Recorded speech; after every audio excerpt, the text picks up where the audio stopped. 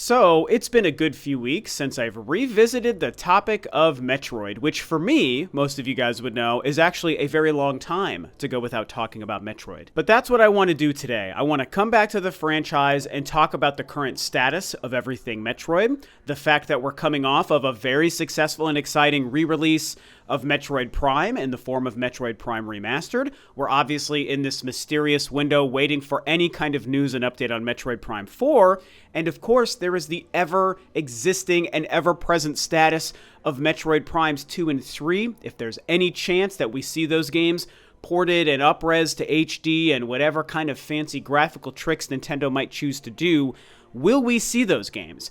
And the larger conversation really around all of this stuff that I want to have with you guys today is what happens to maybe some of the newer players who've been introduced to Metroid in the Switch era between Metroid Dread and Metroid Prime Remastered, who might now be looking forward to Metroid Prime 4.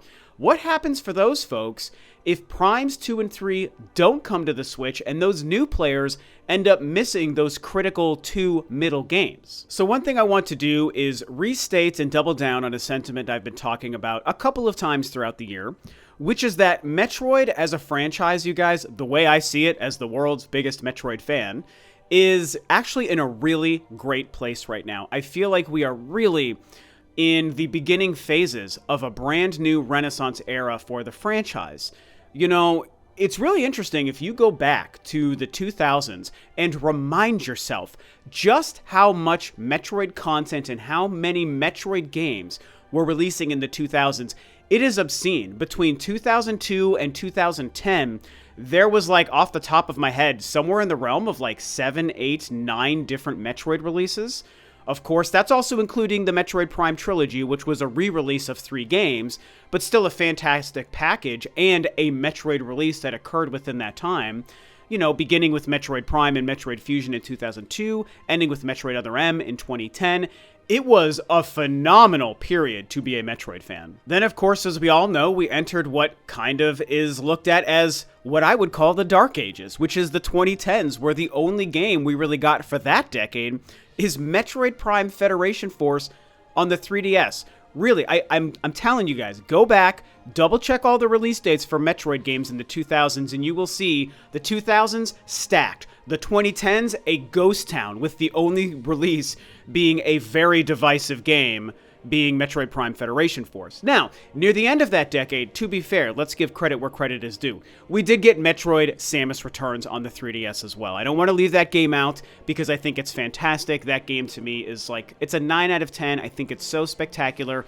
And it was not quite yet getting us into the Metroid boom, but it was only a few years later that we saw Mercury Steam move on to Metroid Dread, and with the release of Metroid Dread in 2021, I think in the Switch era, the beginning of the Metroid Renaissance officially began. So between Metroid Dread and its massive success in 2021, and then Metroid Prime Remastered earlier this year, also being a success in its own right, being a re-release of an old game that is just fantastic, and as if I need to tell you guys any more than you already know, the original Metroid Prime is my favorite video game of all time. And the remaster, I gotta admit, it really is the best way to play that game. Obviously, nostalgically, I have a very personal connection to the original GameCube release. I was 22 years old when that game came out, and I was just playing it and just loving it in my apartment, you know, that I was renting with a couple of friends at the time.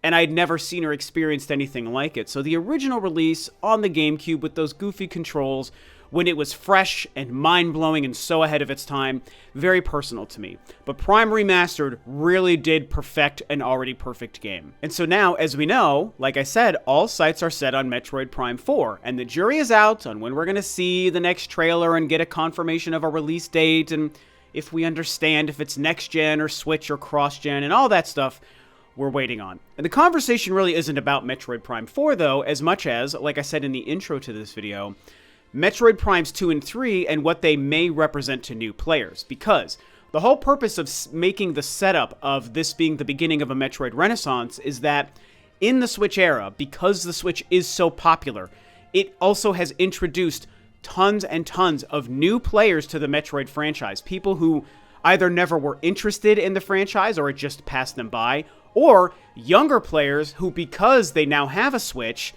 it became their first opportunity to play a Metroid game that was new as it released, obviously between Metroid Dread and Metroid Prime Remastered. And so a lot of new players have decided, I'm a Metroid fan now. Metroid Dread was great. Metroid Prime Remastered was also great. I know Metroid Prime 4 is this big, hot, mysterious game Nintendo is working on, and I can't wait to see that. But those people might miss Metroid Primes 2 and 3 if Nintendo doesn't choose to port those games to the Switch or the Switch 2 and do whatever they might do. Now, not to rehash too much about the rumor situation surrounding Metroid Primes 2 and 3, but you know, in the past year, I think we know that that has been a conversation, and there have been some folks, Jeff Grubb probably being the most public of them, who's gone on record stating that he thinks they're being made, he's heard they're being made, they're probably not remastered to the same degree as the first one, but they're still going to try to do something and re-release those games in some fashion. Whatever they might do, there have been discussions and people saying that Nintendo is basically sitting on maybe even completed ports of Metroid Primes 2 and 3, and they're just waiting for the ideal time to release them, similar to what they did with Metroid Prime Remastered. So, just like with Metroid Prime 4, the jury is out on Metroid Primes 2 and 3, if they're real, if plans to re-release them exist, or if they don't, and maybe the idea of them coming to the Switch has been something that all of us gamers and Metroid fans have created in our heads. I will say, though, with that out of the way, I still kind of think that Nintendo has to be planning to re-release those games in some way. It just makes too much sense for them to do so. It can't have been very expensive for them to create and port and up-res those games, and I think that it's just money on the table for them. They will make their money back and continue the hype and interest in the Metroid franchise, which can only help with their next big game, Metroid Prime 4, when it finally releases. But let's play in a world for a moment where Metroid Primes 2 and 3 aren't going to happen. The only way you can play those games is by having the original releases on the GameCube and the Wii, or by having the Metroid Prime Trilogy on the Wii also. Or, you know, people emulate and do the Dolphin emulators and stuff, so if you have access to that, maybe that's another way you can play it. The only official releases would be the older releases if Nintendo doesn't port them. And I think we know that most people nowadays, and again, especially younger folks, probably aren't sitting on a GameCube or a Wii in their household. They probably only have a Switch, and maybe they have a Wii U or something. But I don't think many gamers are having those older consoles where Primes 2 and 3 originally released. So, to the new players, who are maybe brand new Metroid fans because you loved Metroid Dread and Metroid Prime Remastered and you're excited for Prime 4, what do new players miss if Primes 2 and 3 don't come? Will it hurt the Metroid Prime 4 experience for those new players? Now, the funny thing about this conversation is, while we don't yet know the direction they're taking Metroid Prime 4, it's impossible to say for sure. However, I think we can theorize, based on some of the directions I think Metroid Prime 4 may go, on how Nintendo could get away with not re-releasing Metroid Primes 2 and 3, and just releasing Metroid Prime 4, and if they tell the story of Metroid Prime 4 in a certain way, then it could almost be a totally fine experience for those people to miss Metroid Primes 2 and 3. Essentially, what it comes down to, the way I see this, is that Nintendo and Retro Studios could tell a story with Metroid Prime 4 that more or less ignores a lot of the events of Metroid Prime 2 and Metroid Prime 3. So we're ignoring the events of Aether, Aether and Dark Aether and the Ing race that is introduced and a part of the story of Metroid Prime 2, and we're ignoring the events of the Space Pirates and the Aurora units in Metroid Prime 3. In theory, it's totally feasible to make a fourth Metroid Prime game and not really have to address or acknowledge a lot of the events that happen in all three of the prior games. Something I've gone on record saying many times before, and some folks push back on it, but I stand by this. The Metroid franchise, my favorite franchise, with a very deep, interesting lore, is not actually a story-based and a narrative-based franchise. Now, there are some games and some elements that are very narrative-heavy or cutscene-heavy, and look, man, I'm one of the few people that loves and defends Metroid Other M, and that game is, without question, the most cutscene-heavy and story-heavy and narrative-heavy and character-based of all the Metroid games. It obviously has some huge issues that come along with it, but that is a time where Nintendo did lean into the story and the narrative. However, I think outside of Metroid Other M, And then, you know, Metroid Prime introducing with the 3D visuals, some kind of story-based elements. Metroid Fusion, very narrative-heavy as well. I think sometimes folks forget that. But outside of that, there are just moments that have implications to the general story and the journey of Samus in all of the games, especially going back to the 2D games like Metroid 2 on the Game Boy and, of course, Super Metroid on the Super Nintendo. But it's really, you know, something I've said about Metroid is it's not a franchise with story as much as it is a franchise with lore. And I think because of that, when you chronicle the events and whatever story and narrative that is being told in Metroid Primes 1, 2, and 3, they're not so important to the experience that you need to acknowledge every step of the journey by the time Metroid Prime 4 releases. I think they could make a Metroid Prime 4 that is focusing on the space pirates and Phazon and their experiments and the initial Metroid Prime entity that was created. And you could bring Dark Samus in as well, but that obviously gets messy when you start to ignore Metroid Primes 2 and 3, so that depends. But if they're very careful with how they tell that story, it just becomes maybe another story where the space pirates say, we need to recreate Metroid Prime because that Samus bounty hunter from the darkness way back when destroyed our first Metroid Prime, and so we just want to do it again. Now, the existence of Phazon in the galaxy, the way I see it is a little bit in question because in Metroid Prime 3, to acknowledge one of the games I'm talking about maybe not releasing, Samus does destroy the Leviathan, and in defeating Dark Samus and the Aurora 313 unit, I'm obviously spoiling these games here, but whatever. In doing so, there's a question of how much is the Phazon material actually even present in the galaxy anymore or not, you know, with the Phase planet and all of that stuff. But I think that Nintendo and Retro can just choose to say, the Space Pirates have more Phazon, they're doing experiments, and they're going to try to recreate Metroid Prime. And they can even make a new Metroid Prime that is not identical to the one that you fight at the end of Metroid Prime 1.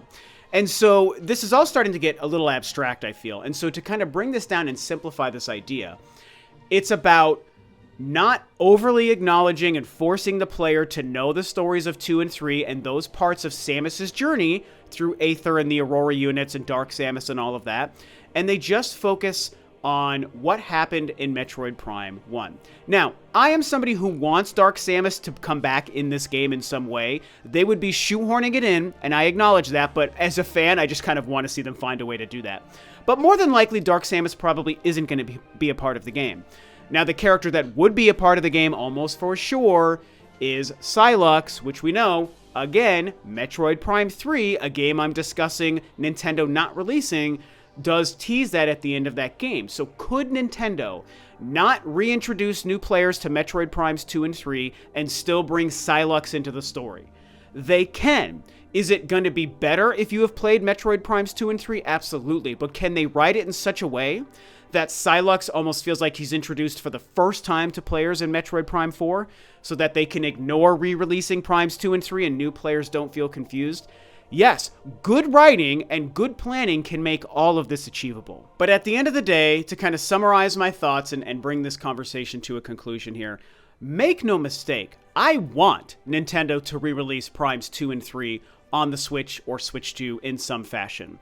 I also think that it's something they probably are still planning on doing, even though a lot of this conversation is exploring the option where they don't do it. I still lean towards thinking they probably will. And most importantly, at the end of the day, yes, they could tell a story in Metroid Prime 4 that doesn't require knowledge of Primes 2 and 3, but I also think Metroid Prime 4 will be the better game if they do write it to acknowledge the entire 3 games leading up to it. And yeah, if you want to throw the Hunter stuff and the Federation Force stuff in there as well, that's fine. Federation Force even includes a Psylocke kind of cameo Easter egg at the very end of that game anyway. And so there's a lot of continuity between all of the Prime games as they currently exist.